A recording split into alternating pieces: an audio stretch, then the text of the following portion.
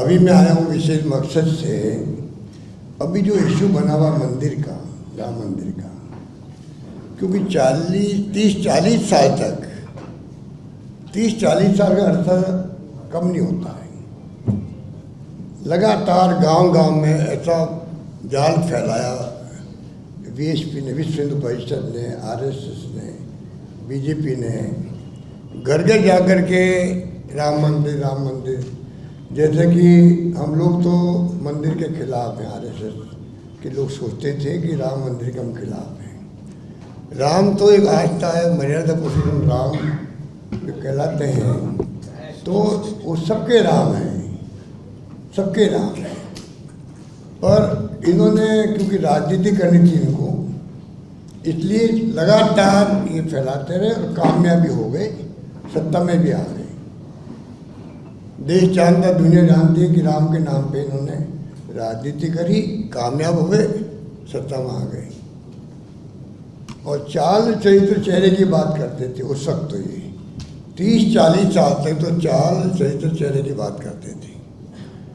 अब जो इनका चाल भी एक्सपोज हुआ है, इनकी चाल एक्सपोज हुई है, चेहरा एक्सपोज हुआ है और चरित्र एक्सपोज हुआ है।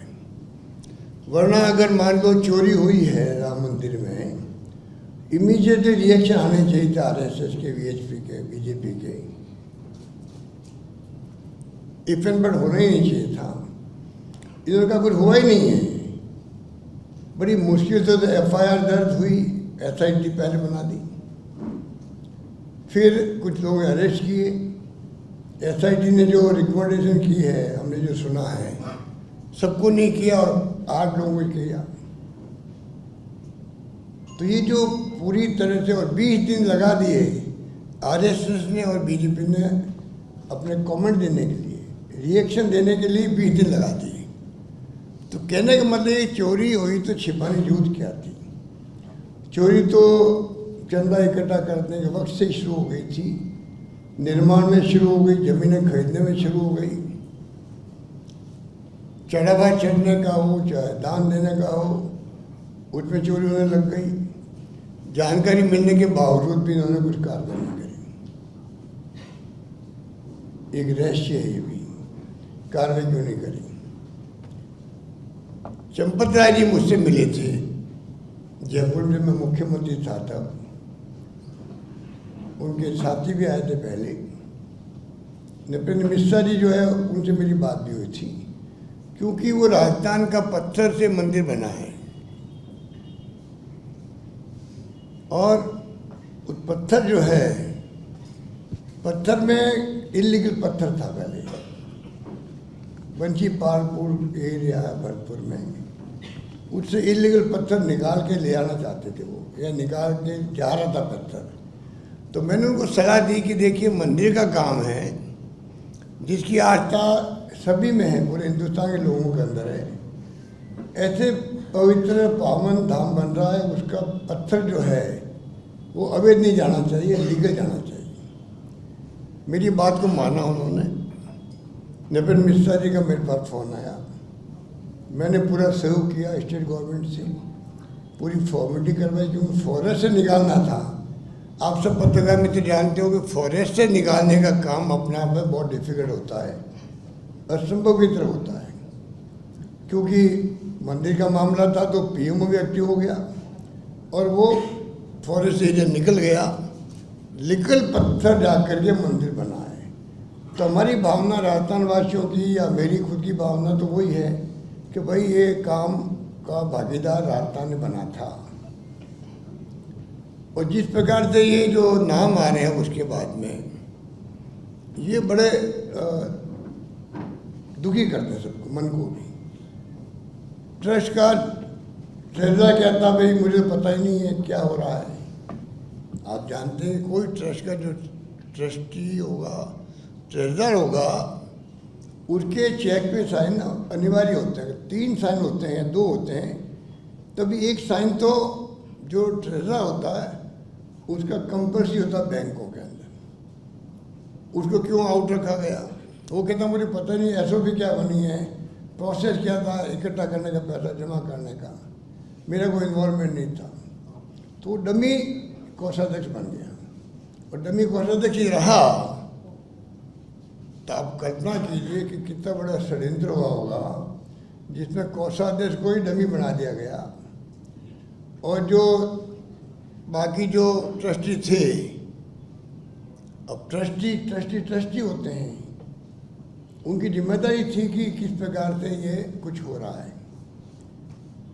कहते चोरी पकड़ी गई कैमरों से, उसको भी इन्होंने ज़्यादा ध्यान नहीं दिया, तवज्जो नहीं दी और हिम्मत बढ़ गई। ज़मीनें खरीदी गई, वहाँ 2 करोड़ की ज़मीन 18 करोड़ में।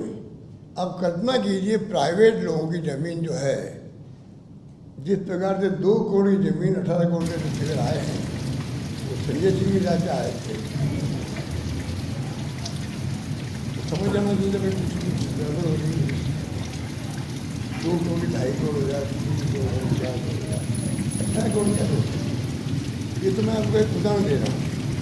इस रूप में जो कुछ चला मामला है, अब उसके बाद में भी अभी भी लीपा होती है। जब तक ट्रस्ट भंग नहीं हो, विपिन मिश्रा जी जो चेयरमैन थे निर्माण समिति के, आपने सच पढ़ा होगा, पहला स्टेटमेंट उनका बिल्कुल आया था कि चोरी डकैती है, डकैती मान गए। अब आरएसएस, बीएचपी और बीएचपी भी लोग उन्होंने स्वीकार किया कुछ गड़बड़ हुई है और उल्टा वो नाम ले रहे हैं कांग्रेस नेताओं को, प्रियंका गांधी का भी, और जो लोग बोल रहे हैं इनके बारे में, उन सबका नाम ले रहे हैं कि ऐसा ही तो कहना, इनको ही पूछताछ के बुलाओ।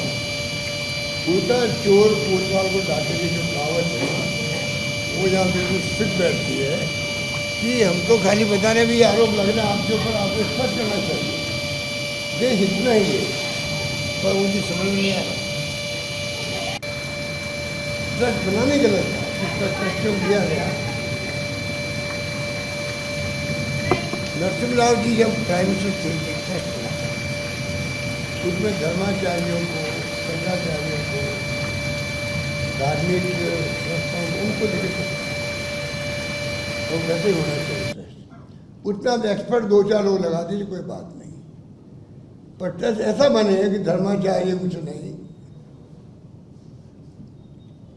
कोई शंकराचार्य का संबंध नहीं, जो फंक्शन में नहीं गए थे जब उसका उद्घाटन हुआ था, मोदी जी ने किया था, तो जो हमारे देश के जो शंकराचार्य हैं, धर्माचार्य हैं, वो जाके इन्वॉल्वमेंट होते उनका तो ज़्यादा गरिमा प्रोग्राम की बढ़ती, पर पूरी तरह राजनीति हुई वो तो पूरा देश जानता है कि नहीं कर सकता नहीं, पर उसकी कोई बाद में चर्चा ही नहीं हुई।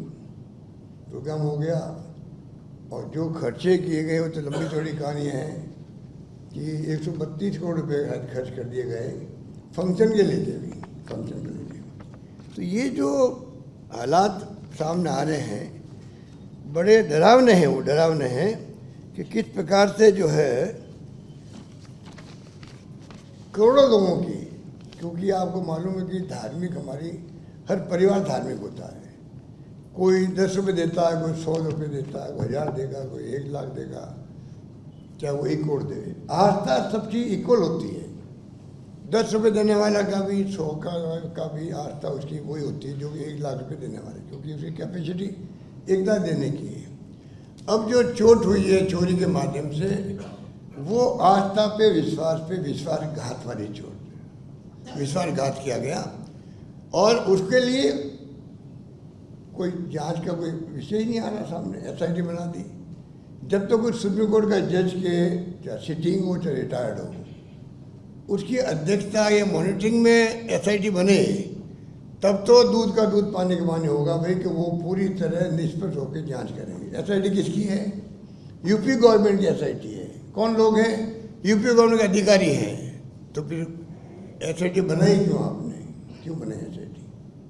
जब तक इसकी एफएसए जांच नहीं होगी, एफएसए जांच का मतलब होता है चार्टर्ड अकाउंटेंट को इन्वॉल्व किया जाता है, वो उनके दृष्टिकोण से पूरी जांच होती, तब जा कर के ये सामने आता है वास्तव में किन किन स्तर पर क्या क्या चोरी हुई है, चाहे निर्माण में हो, चाहे जमीन खरीदने में हो, लोग कहते हैं एल ने ऑफर किया था कि मैं 1 रुपये के अंदर बना दूंगा, मतलब मैं पैसा चार्ज नहीं करूंगा।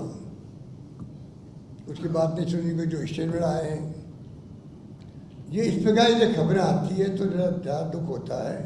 एक कोई राठौड़ है, मैं तो जानता नहीं हूँ, कहते उनकी माइंस थी वहाँ पर, उसने कहा भाई मैं फ्री में जाना चाहता हूँ मंदिर के लिए। हाँ, दीप्ति राठौड़। तो उनको कहा कि उन्होंने क्या किया, फ्री लेने की बजाय कीमत बढ़ा करके माइंस की खरीदारी करी गई। तब समझ जाना चाहिए था भाई कोई कोई मामला गड़बड़ दिखता है, कोई ध्यान नहीं दिया गया उनको ऊपर।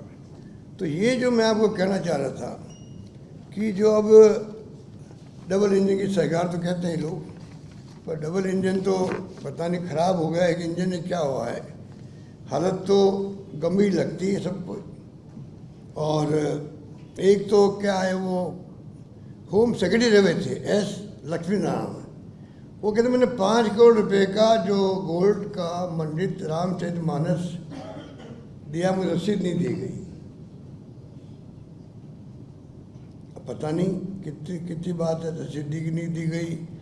कुछ बाद में मैंने पढ़ रहा था कि वो तो मौजूद है, इसलिए मैं कह भी नहीं सकता कि वास्तव में क्या स्थिति है। ये स्पष्ट कौन करेगा, आप हम तो नहीं कर सकते ना। हम तो जो सुनते हैं मीडिया में आती खबर या कोई ब्रीफ करता वही कह सकते हैं।